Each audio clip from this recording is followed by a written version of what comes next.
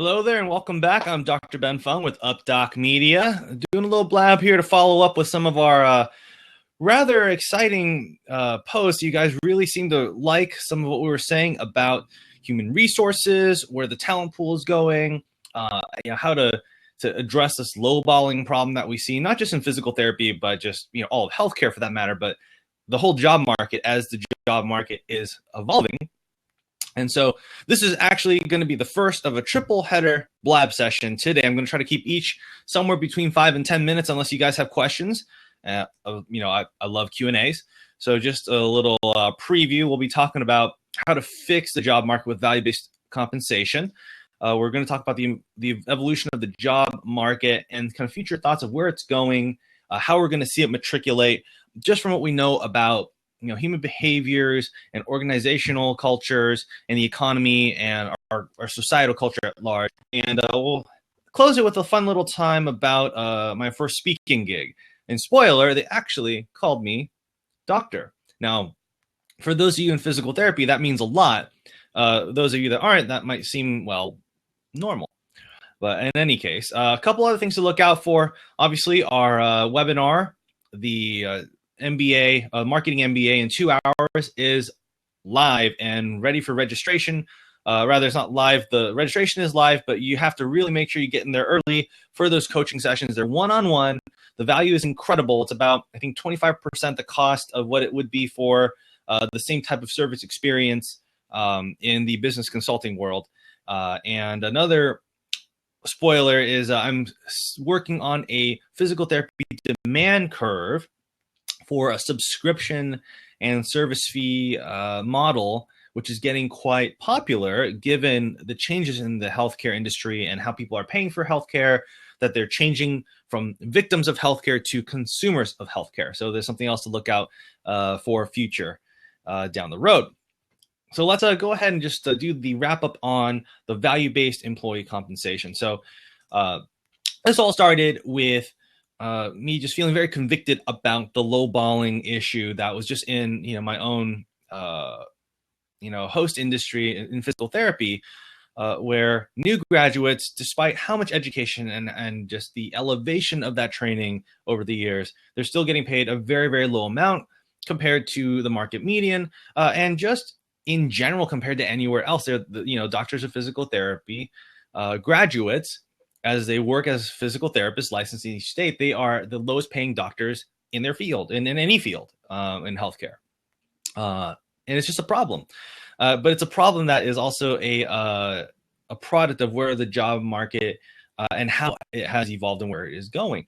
And the solution that I propose is to go to value-based employee compensation. Because right now, most healthcare professionals, even medical doctors, physicians, surgeons, they're paid either by the hour or they're paid by the case. Now, most of the time, physical therapists aren't paid by a case unless you have your own firm, and that is how you service your clients. But most of the time, people are paid by the hour. And the problem with an hourly pay is you assume that if you're paid a higher hourly wage, then you're adding more to that company, or you're adding more to the clinic, or you're adding more to the firm at large.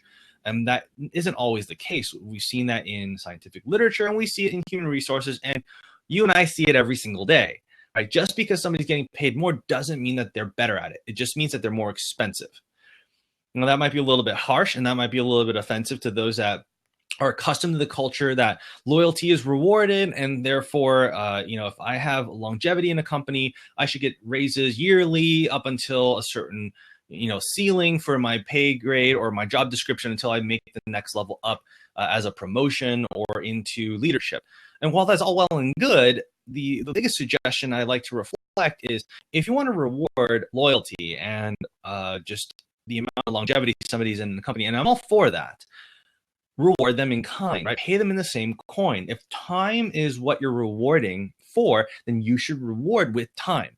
Now, that can be with PTO, that can be with a time-sensitive aspect of employee compensation packages, like a better matching schema, or decreased cost of benefits, anything of that nature. It could be fringe benefits, it can be quick jump into leadership tracks, whatever. But just don't pay by cold hard cash, because that's sending the wrong message. And moreover, that's wrecking your economy. It's wrecking the way you do business by creating so much liability on expensive employees that don't necessarily add value by the hour. So how do you do that with value-based pay? In the blog, I use the physical therapy example of home health. So home health agencies gather a certain census, pool of patients that they see. They send clinicians out to people's homes because they're homebound, and there's a couple other criteria involved. And these agencies are paid by an episode of service. And the more service that you render, the more you get paid as the agency. And then they disperse a cut of that to the various clinicians that go out and visit people. That is exactly the best way of doing value-based pay, because employees that see a lot of patients that really hustle, they drive all over the county, all over the region, they see 35, 40, 45 treatments or visits in a week, they're making a lot of money for a company. And therefore, they should get a cut of it because they're adding value. Without that, then a lot of things don't get paid for, right? The taxes don't get paid by the company. They can't afford it, rather. The benefits go away, or the benefits decrease significantly. Some of those PTO things, all those things kind of go away because not enough revenue coming into that firm's micro ecosystem. Now, that's not necessarily the case in certain other settings, service-based settings, whether it's in healthcare or anywhere else. If you don't have a quota, or if you don't have incentive, which is more important. Quotas are great, but quota just means what? It's your bare min, right? But a incentive, a value-based pay incentive, makes people work a little harder and better, right? Because value isn't just working faster or getting the job done, whatever the cost is. You also have to mix quality involved, which is kind of beyond the scope of this particular blab. But I really believe that you can fix jobs in any production or service-based industry based on value-based pay, because there's some bottom line things to fill.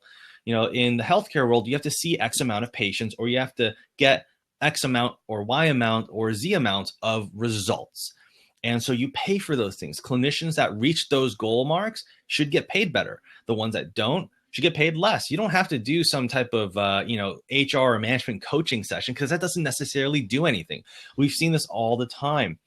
Clinicians that get comfortable, regardless of their level of experience, they just get comfortable. They're not really changing the way they practice. And without a financial incentive, they're not going to change the way they practice because it's not affecting them enough. They can just take that slap on the wrist. The opposite is true. If you put it out there, okay, you can get paid hourly, call it $40 an hour is going to be the max that you make as a DPT. So you can take that or you can leave it. Or you can make a dollarly equivalent of, say, $48 an hour, or $49 or $50 or $55 or $60. Actually, I think you can reach up to $70s or $80s depending on your location and your census in home health through that value-based payment scheme. Does that not sound better, right? You're getting paid for how you contribute. You're getting paid for the quality of work that you get done. You're getting paid for the value that you represent as part of a company. So that can be, that can be spliced out for any service-based industry, or even a product-based industry. If you're producing something, again, not about a quota. I'm not making X amount of bricks or X amount of widgets. I need to make X amount of widgets in a certain amount of time with certain quality measures. And that's what I get paid for.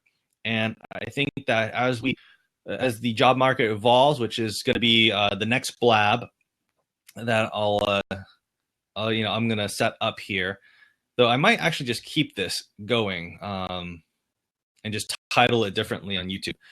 We'll see.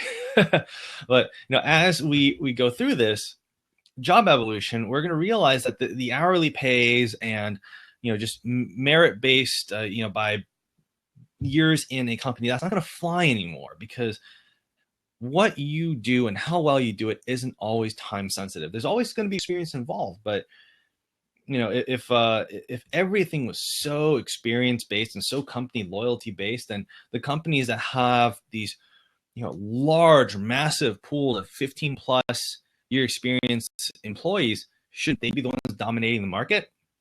But they're not, right? Because the value isn't necessarily contributed. So that's that. Just because I see I have an audience here, we'll keep it as it is right now.